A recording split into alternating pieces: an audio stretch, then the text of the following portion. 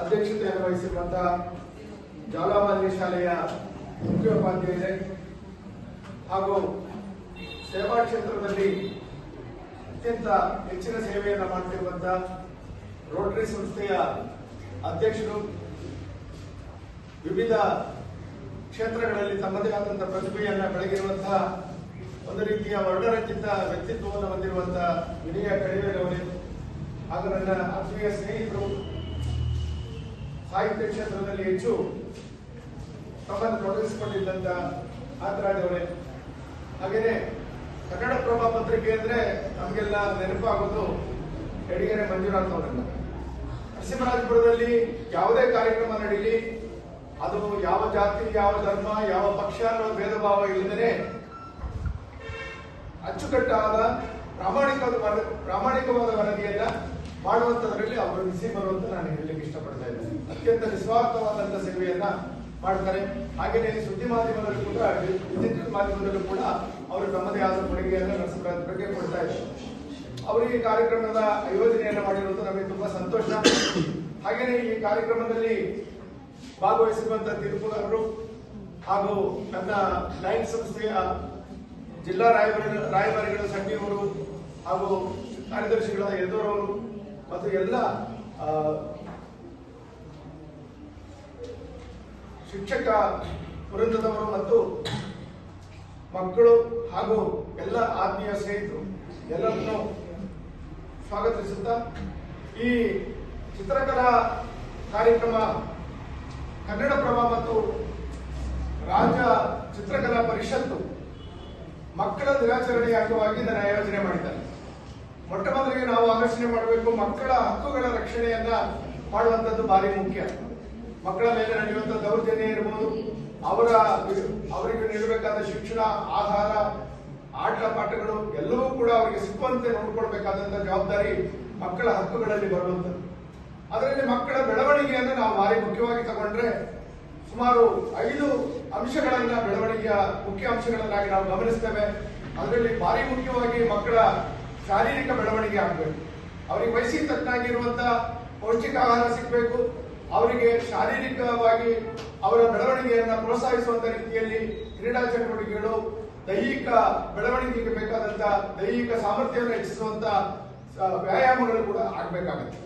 ಅದೇ ರೀತಿಯಲ್ಲಿ ನಂತರ ಬಂದ್ರೆ ಅವರ ಭಾಷಾ ಬೆಳವಣಿಗೆ. ನಾವೆಲ್ಲ ಕನ್ನಡ ತಾಯಿಯ ಮಕ್ಕಳು.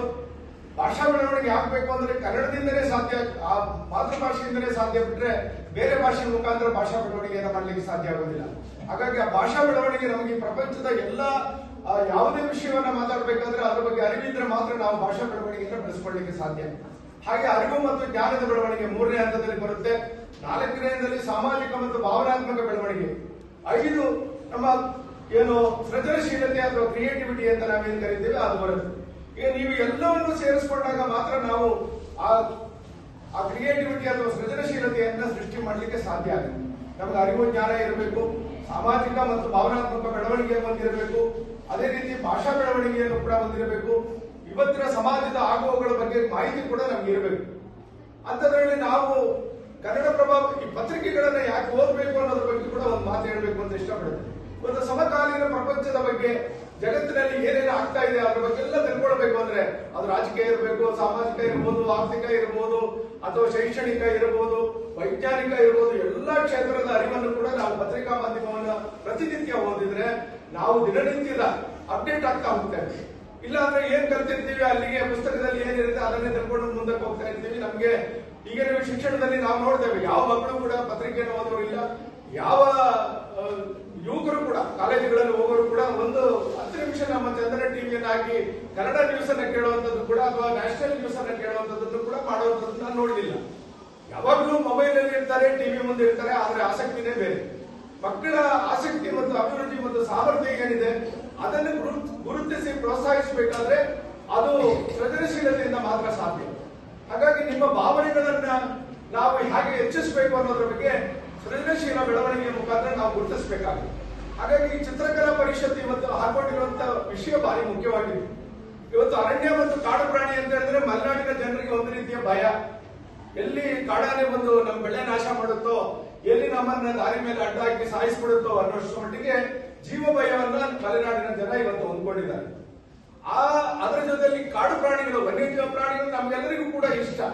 ಅದು ನೋಡಕ್ಕೆ ನಾವು ಝೂಗಳಲ್ಲಿ ಹೋಗ್ತೀವಿ ಅಥವಾ ಯಾವ್ದಾರ ಸಫಾರಿಗಳಲ್ಲಿ ಹೋಗ್ತೀವಿ, ಎಲ್ಲಾದ್ರೂ ನೋಡಿದ್ರೆ ನಿಂತ್ಕೊಂಡು ಫೋಟೋ ತೆಗಿತೀವಿ, ಎಲ್ಲರೂ ಕೂಡ ಸಂತೋಷ ಪಡ್ತೀವಿ. ಆದ್ರೆ ಅದು ಮನುಷ್ಯನನ್ನ ಹಿಂಸೆ ಮಾಡೋ ಮಾನವ ಮತ್ತು ಪ್ರಾಣಿ ಸಂಘರ್ಷ ಬಂದಾಗ ಮಾನವನ ಒಂದು ಶತ್ರು ರೀತಿಯಲ್ಲಿ ನಾವು ಅದನ್ನು ನೋಡುವಂತ ಪರಿಸ್ಥಿತಿಗೆ ಇವತ್ತು ನೋಡ್ತೇವೆ.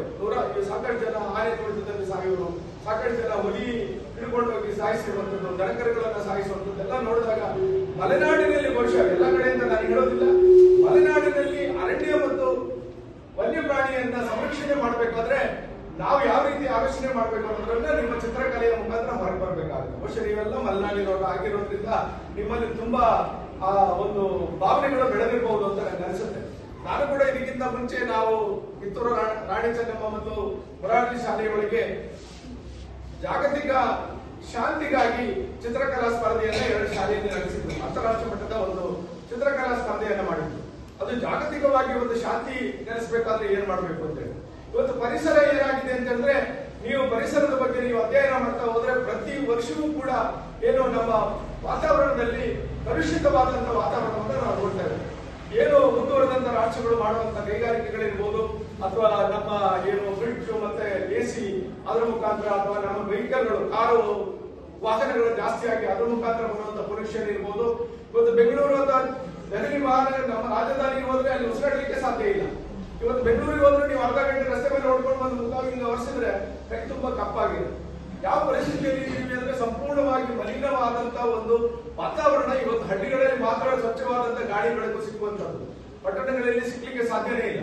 ಇಂಥ ಪರಿಸರವನ್ನು ಬೆಳೆಸಬೇಕು ಅಂದ್ರೆ ಕಾಡು ಮತ್ತು ಕಾಡಿ ಪ್ರಾಣಿಗಳು ಅದು ಭಾರಿ ಮುಖ್ಯ. ಯಾಕಂದ್ರೆ ನಮ್ಮ ಆಹಾರ ಸರಪಳಿಯೊಳಗೆ ನೀವೆಲ್ಲ ಓದಿರಬಹುದು ಯಾವ ರೀತಿ ಕಾಡು ಪ್ರಾಣಿಗಳು ಅದು ನಮಗೆ ಉಪಯುಕ್ತವಾಗುತ್ತೆ ಅನ್ನೋದ್ರ ಬಗ್ಗೆ ನಿಮಗೆ ಗೊತ್ತಿರಬಹುದು. ಕಾಡಿಲ್ಲದೆ ಇದ್ರೆ ಕಾಡು ಪ್ರಾಣಿಗಳು ಉಳಿಲಿಕ್ಕೆ ಸಾಧ್ಯನಾ? ಹಾಗಾಗಿ ಕಾಡು ಉಳಿಬೇಕು, ಕಾಡು ಪ್ರಾಣಿಗಳನ್ನ ಉಳಿಸಬೇಕು. ನಾವು ಉಳಿಬೇಕು ಅಂದ್ರೂ ಕೂಡ ಕಾಡು ಮತ್ತು ಕಾಡು ಪ್ರಾಣಿಗಳಿದ್ರೆ ಮಾತ್ರ ಉಳಿಲಿಕ್ಕೆ ಸಾಧ್ಯ.